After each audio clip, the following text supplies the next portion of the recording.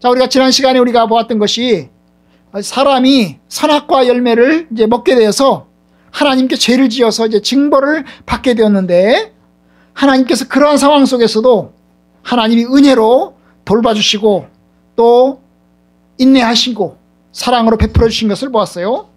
그것이 뭘까요? 하나님이 아담과 하와를 죽이지 않고 뭐래요? 후손을 주신다는 거라고 했죠. 후손을 주신다는 것. 그렇죠? 여자의 후손. 그래서 후손을 주신다는 것입니다.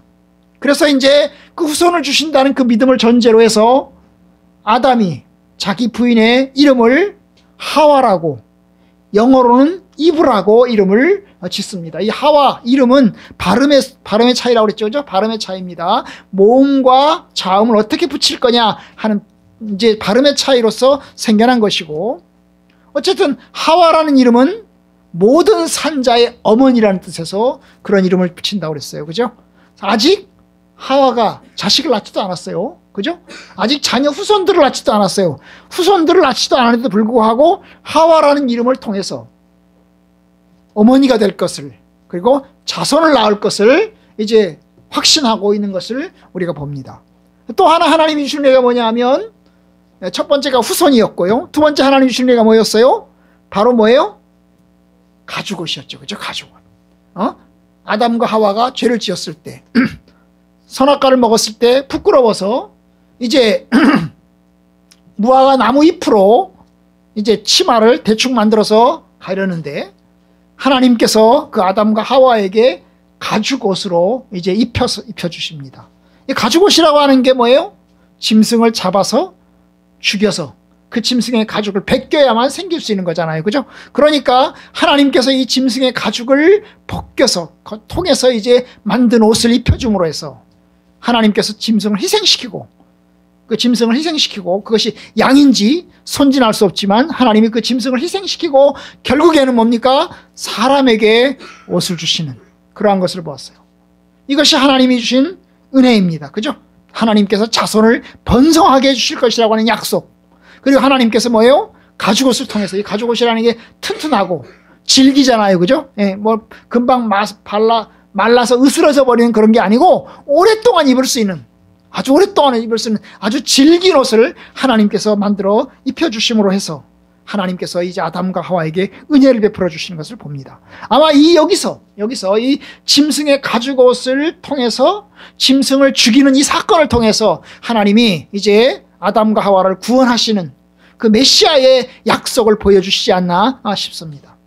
자, 오늘 이제 아담과 하와가 에덴 동산에서 쫓겨나는 장면을 보고자 합니다. 이렇게 해서 이제 산자의 어머니라고 하는 약속을 받은 하와, 아담, 그리고 이제 뭐예요? 가죽옷을 입은 이 아담과 하와, 이 두 사람은 어때요? 하나님께서 에덴 동산에서 이제 내보내십니다. 보내는 이유가 뭘까요? 보내는 이유가 22절에 있어요. 22절에 하나님이 왜 에덴 동산에서 내쫓는지를 보여줍니다. 자, 여호와 하나님이 이르시되 보라, 이 사람이 선악을 아는 일에 우리 중 하나같이 되었으니, 선악을 아는 일에 우리 중 하나같이 되었다는 말은 선악과 열매를 먹음으로 인해서 결국엔 이제 아담과 하와가 하나님과 같이 판단하고 또 하나님과 같이 뭐예요? 이성이 발달하고, 그러면서 뭐예요? 하나님처럼 생각하고 하나님의 위치에 올라간 것 같은 그와 같은 일들이라는 것을 보여주는 거죠. 그래서 이제 하나같이 되었으니 그 다음 그가 그의 손을 들어 생명나무 열매도 따먹고 영생할까 하노라. 결국 이제 뭡니까?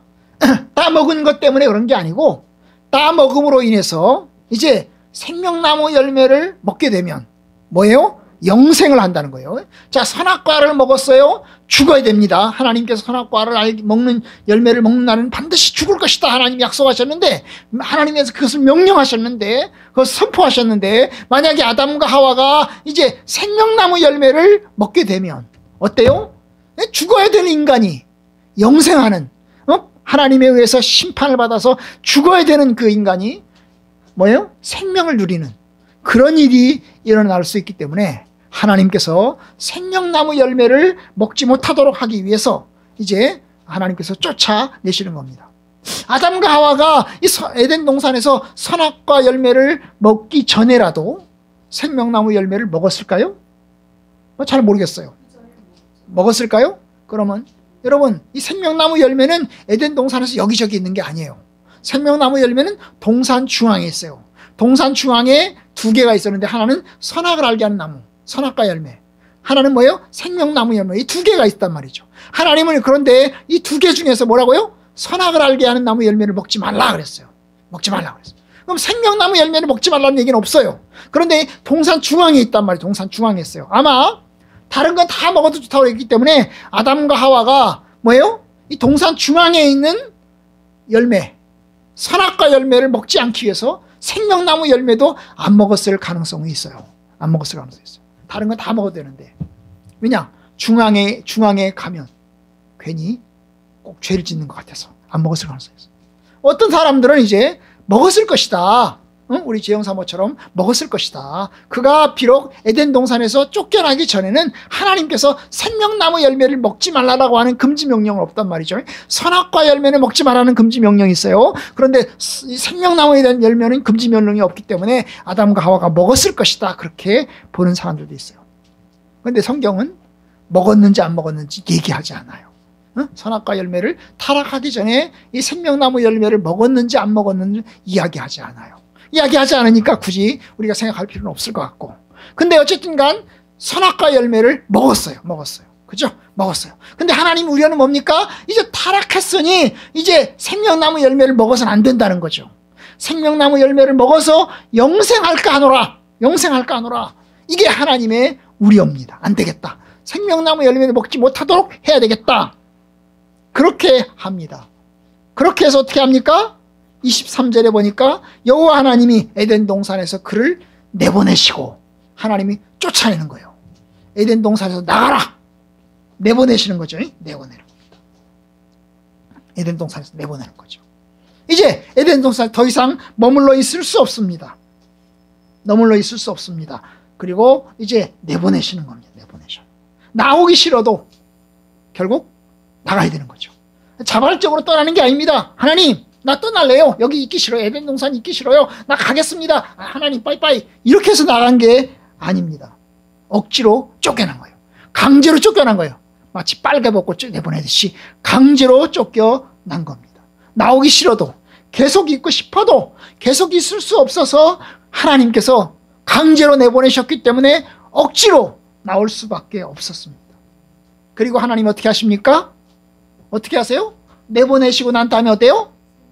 문을 닫아버리고 길을 막아버립니다. 자, 24절. 이같이 하나님이 그 사람을 쫓아내시고 에덴 동산에서 쫓아내신 다음에 어때요? 에덴 동산 동쪽에 그룹들과 두루 도는 불칼을 두어 생명나무 길을 지키게 하시니라. 에덴 동산 동쪽. 그러니까 아마 그들이 쫓겨난 쪽이 동쪽인 것 같아요. 그죠? 에덴 동산을 중심으로 해서 동쪽으로 쫓겨난 것 같아요. 동쪽으로 쫓겨났어요. 나오는 길이 동쪽에만 있겠어요? 서쪽은 없겠어요? 남쪽은 없고 북쪽은 없겠어요? 그런데 동쪽으로 쫓아냈어요. 동쪽으로. 왜 동쪽일까? 여러분, 이게 재미있는 것이 우리가 이제 뒤에 가보면 하나님이 성막을 만들어요. 그죠? 이스라엘 백성들이 출애굽하고 난 다음에 광야에 들어와서 그들이 성막을 만들어요. 그런데 성막을 들어가는 문이 어디 쪽에 있을까요? 동서남북 사방에 어디 있을까요? 동쪽에. 그럼 서쪽에는 문이 있을까요? 없을까요? 서쪽에는 문이 없어요. 그러면 남쪽에 북쪽에 문이 있을까요? 없어요. 동서남북 오직 동쪽에만 문이 있어요. 동쪽에만. 이 성막은 광야 시대에 모세가 만들었던 이 성막은 동쪽에만 문이 있어요. 동쪽에만. 그러면 남쪽, 서쪽, 북쪽은 뭐예요? 다 막혀 있어요. 그러면 성막은 어느 쪽에 있을까요? 성막은 서쪽에 있어요. 그러면 성막은 서쪽에 있는데 이 성막은 동쪽을 향하고 있을까요? 서쪽을 향하고 있을까요? 이 성막은 동쪽을 향하고 있어요? 서쪽을 향하고 있어요? 가장 중요한 지성소는 서쪽에 있어요? 동쪽에 있어요? 서쪽에 있어요. 서쪽에 있어요. 서쪽 끝에 있어요. 그럼 여러분과 동쪽으로 들어가잖아요. 이스라엘 백성들이 동쪽으로 이제 동문을 향해서 들어갑니다. 들어가면 맨 처음에 만나는 데가 어디예요? 마당이죠. 성막의 마당을 가게 됩니다. 마당에 갑니다. 그 마당에 뭐가 있을까요? 번제단이 있어요. 물두멍. 번제단이 있어요. 번제단이 있어요. 그 다음 뭐가 있어요? 물두멍, 물통이 있어요. 큰 물통이 있어요. 그 큰 물통에서 손도 씻고 발도 씻고 그 다음에 짐승도 씻고 그러는 거죠. 하나님 앞에 제물도 바치고 이게 이제 마당이 있는 거, 마당이 있는 거. 그리고 그 마당을 통해서 이제 어디를 들어갑니까? 건물로 들어갑니다. 건물로. 그게 성막이죠. 성막이라는 건물로 들어갑니다. 이 건물에 들어가면 제일 먼저 뭘 만나요? 제일 먼저 성막, 성소죠. 성소에서 뭘 만나요? 떡상과 그 다음에 이제 등잔과 그죠? 떡상과 등잔과 또 뭐가 있어요? 그런 걸 만나요. 그리고 나서 또 문을 하나 또 들어가면 서쪽 끝에 뭐가 있을까요? 지성소가 있어요. 거기에 법궤가 들어있는 겁니다. 그러니까 이 지성소는 은밀한 안방과 같은 곳이에요. 그래서 아주 깊은 깊숙이 있어요. 그러면 출입구는 어느 쪽에 있다? 동쪽에 있다. 아마도 이 에덴 동산 동쪽으로 내보내셨다. 동쪽이다라고 하는 이과 속에서 아마도 이제 성막과 연결시키는 것 같아요. 그러나 어쨌든 동쪽으로 하나님께서 내보내십니다. 그리고 에덴 동산 동쪽에 뭐예요? 그룹들과, 이 그룹이 뭘까요? 천사. 6개의 날개를 달린 6개의 날개를 가진 천사. 날개가 6개가 있어요. 6개의 날개를 가진 천사. 이것이 그룹이에요. 천사 그룹. 이 그룹들과 그 다음에 두루 도는 불칼이 칼인데 칼 가까이 가면 어디요? 죽잖아요. 그죠? 그런데 칼인데 가까이 가면 죽는데 이 칼에 뭐가 있어요? 불이 붙어 있어요. 칼인데 칼에 뭐가 붙어 있다고요? 불이 붙어 있어요. 횃불처럼 불이 붙어 있는 거예요. 그런데 이 불칼이 어때요? 돌아요. 불글불글 돌아요. 가까이 갔다가는 이 불칼에 맞으면 어때요? 죽어요. 뭐처럼? 번개처럼 맞으면 죽어요. 뒤져요. 그런데 이 두루 도는 불칼, 아마 이 불칼이 어떨까요? 이 에덴 동산을 이제 감싸고 있는 거죠.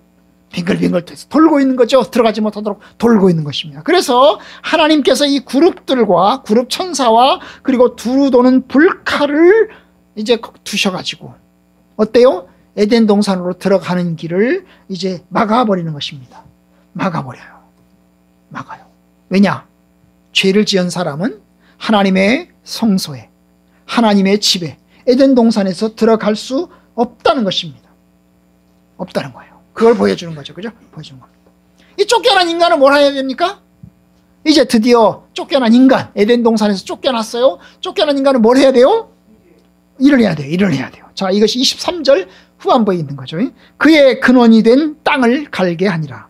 이 그의 근원이 된 땅이라는 게 이 근원이라는 게 뭐예요? 아담과 하와가 어디서 나왔어요? 흙에서 만들었잖아요. 이 근원이라고 하는 게 뭐예요? 흙을 얘기하는 거죠.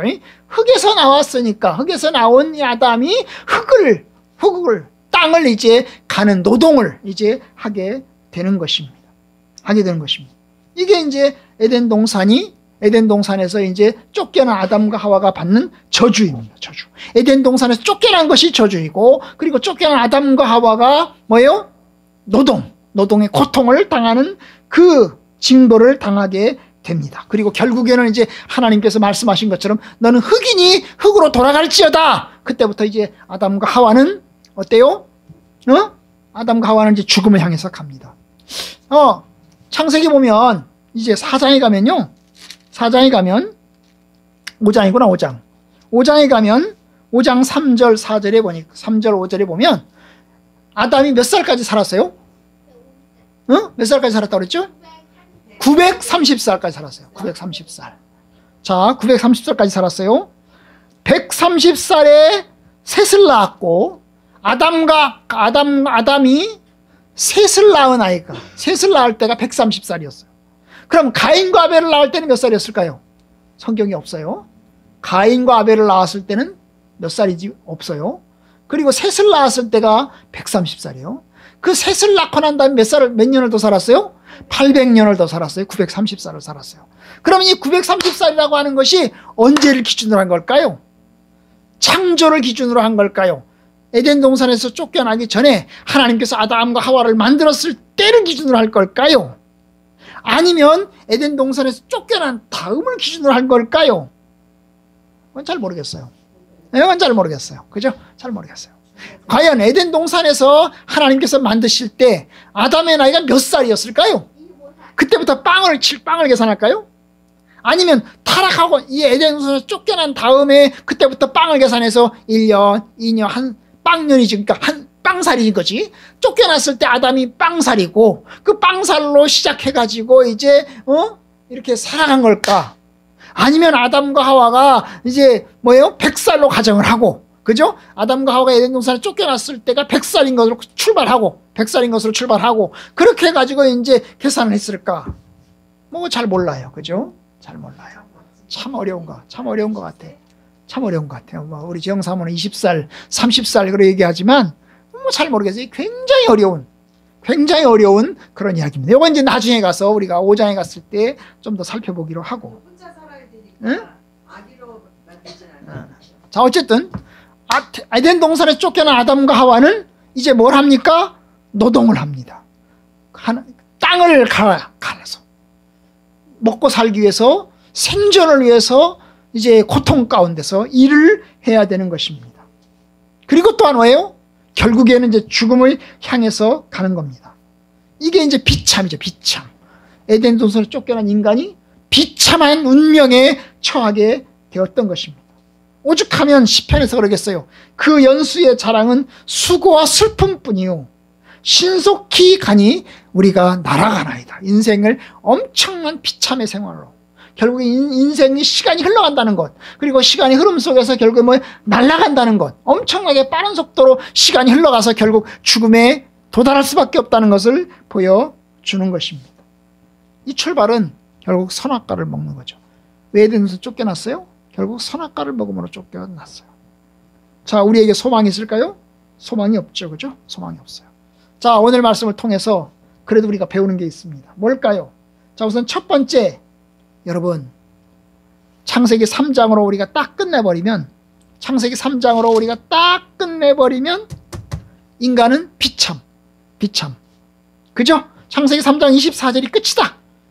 그러면 이제 더 이상 인간은 에덴 동산으로 들어갈 수 없고, 더 이상 인간은 이제 노동을 해야 되고, 그 다음에 결국 비참한 삶을 살다가 결국 죽어야 되는 인생으로 끝날 수밖에 없다는 것을 보여주죠. 그죠? 그런데 여러분, 창세기 3장이 끝이 아닙니다. 우리가 예수를 믿는 이유, 우리가 이제 성경을 보면서 창세기 3장이 끝이 아니고 4장이 계속돼요. 4장이 계속돼요. 그죠? 그런데 하나님은 에덴 동산에 쫓겨나기 전에 하나님이 약속하신 거 있어요. 뭐가 약속했죠? 뭐 약속했어요? 여자의 후손, 자식을 낳을 것이다. 아직 자식을 안 낳았잖아요. 그죠? 여자의 후손, 에덴에서 쫓겨났어요. 이 자식을 안 낳았잖아요. 자식을 낳아야 돼요. 그 다음에 또 뭘 해야 돼요? 하나님이 가죽옷.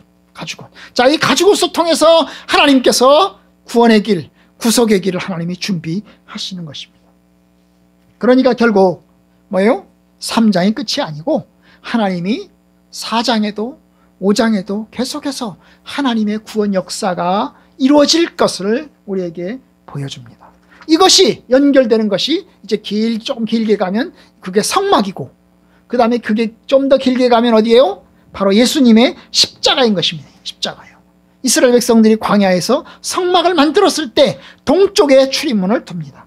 이 동쪽에서 성막으로 들어가게 하고, 그리고 이 하나님의 임재의 상징인 구름이 그 성막 위에 내려와서 두 그룹 사이에 자리를 잡습니다. 모세는 성막 안에 들어가서 하나님 말씀을 듣고, 그리고 법궤 위에 있는 속죄판, 여기에서 희생의 그 동물의 피를 뿌림으로써 회복의 길을 만들게 됩니다. 여러분, 그뿐만이 아니죠. 예수님의 십자가의 죽음으로 하나님이 구원의 길을 여십니다. 주님을 통해서 하나님께 나아가는 길을 하나님이 여시는 겁니다. 여시는 거예요. 그래서 얼마나 주님의 은혜인지 몰라요, 여러분. 자, 주님이 어디서 죽으셨죠? 예루살렘 성 안에서 죽었나요? 아니요. 예루살렘 성 어디요? 성 밖에서 죽으셨어요. 성 밖에서. 성에서 나와서 십자가를 지고 예루살렘 안에서 재판을 받으시고 예루살렘 성에서 성 밖으로 나와서 골고다 저 언덕에 올라가서 거기서 죽었단 말이죠. 올라가서 죽으셨어요. 그러니까 여러분, 이게 성 밖에서라고 하는 것 비참이죠. 비참. 그죠? 에덴 동산 밖에서 비참이죠. 비참. 그죠? 성막 밖은 뭐예요? 성막 밖은 죽음의 땅, 광야입니다. 광야. 그런데 그곳에서 슬픔이 있고 죽음이 있고 비참이 있지만 여러분, 주님이 이루신 것 하나님의 구원이죠. 그죠? 그러니까 여러분, 하나님의 구원이 있어요. 성 밖에는 비참도 있지만 죽음도 있지만 뭐도 있어요? 하나님의 구원의 역사도 있는 것입니다. 휘장 가운데서 열어놓으신 새로운 살길, 하나님이 만들어주신 예수 그리스도를 통해서 만들어 놓으신 새로운 살길, 죽음의 운명에서 빠져나오는 길을 주님께서 만들어 놓으셨어요. 여러분, 그것이 우리의 은혜입니다. 우리는 어떻게 해야 되죠? 자, 성문 밖에 계신 그리스도를 통해서 우리가 하나님께로 나아갑니다. 약속이신 예수 그리스도를 붙잡습니다. 그리고 주님을 통해서 우리가 하나님께로 회복되고 나아가게 됩니다. 얼마나 하나님의 은혜입니까? 그죠? 자, 올해도 이제 우리가 예수님을 붙잡습니다. 성막 밖에서 예수 그리스도를 향해서 우리가 나아가고 주님을 통해서 우리가 예수 그리스도를 믿고 또 주님을 경외하고 온전히 주님을 신뢰하는 가운데서 하나님의 구원 약속이 우리들에게 이루어질 것을 믿습니다. 아멘. 아멘. 여러분들에게 그와 같은 축복과 은혜가 있기를 원합니다. 기도하겠습니다.